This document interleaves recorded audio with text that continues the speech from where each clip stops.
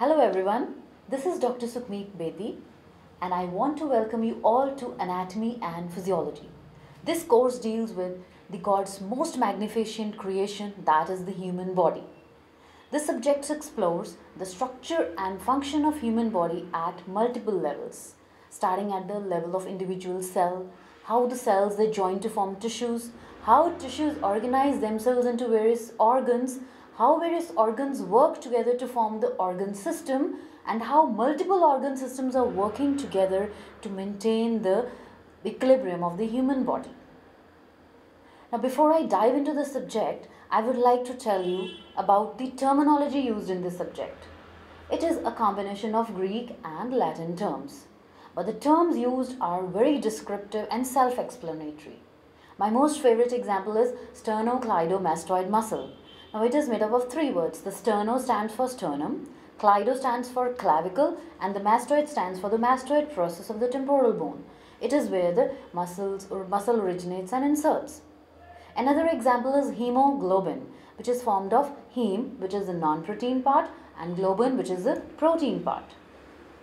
Another thing next is that all the function, it depends on the structure of the part. For example, we take the structure of human hand.